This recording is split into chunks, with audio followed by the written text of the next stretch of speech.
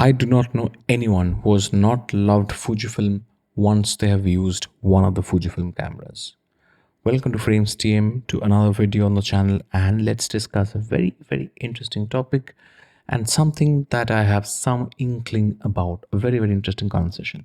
So like I said, I do not know anyone who has tried Fujifilm ever, at least once, and was not liked Fujifilm. However, many do not switch to Fujifilm because of three reasons.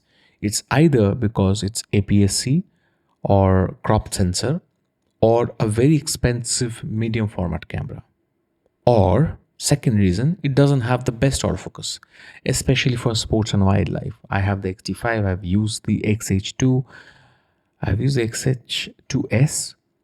They're good now, much better than the X-T4 and X-T3, but they still cannot compare with the likes of Sony, Canon and Nikon. Fuji cameras don't have the best autofocus, especially for sports and wildlife.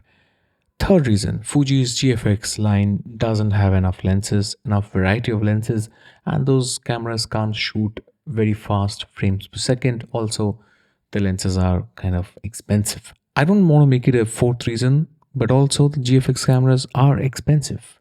Now, I'll tell you something that's been happening, and if you read the landscape well for some time, you'll understand that that's been happening. That Fuji has been and is being very serious about competing with full frame cameras and taking that market by storm. I trust me when I say that. I can tell you confidently that it'll happen quicker than you think. So what's been happening?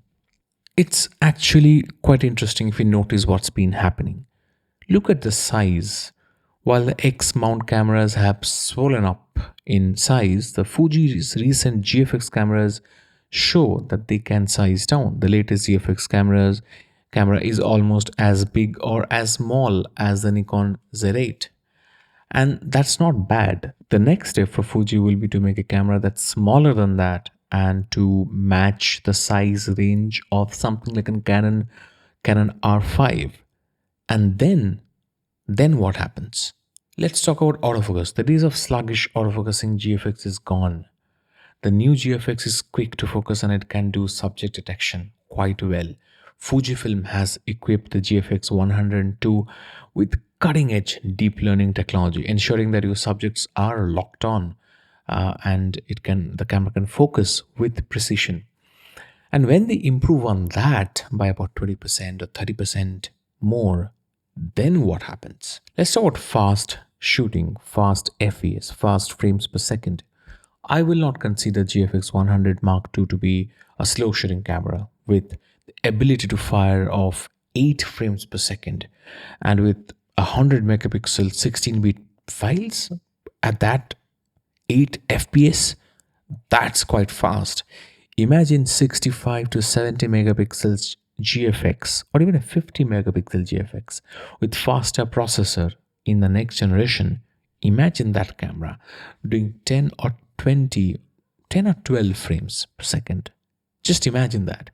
Imagine this channel growing to 6,000 subscribers in a month. You can do that. You can hit that subscribe button without losing that finger. Imagine that. Imagine getting bugged by a notification saying another Frames TM video. Let's talk about resolution. Fuji already does 102 megapixels. I think this new camera, and yes, there will be a camera quite soon, I think this new camera will be somewhere between 50 megapixels and 75 megapixels. They will focus on price and speed.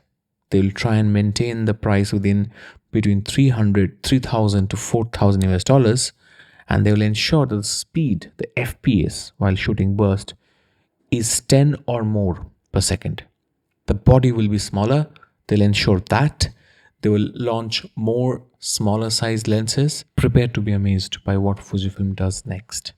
They will democratize the medium format photography option for lots of people with a more budget-friendly GFX camera, priced between, like I said, 3,000 US dollars to 4,000 US dollars.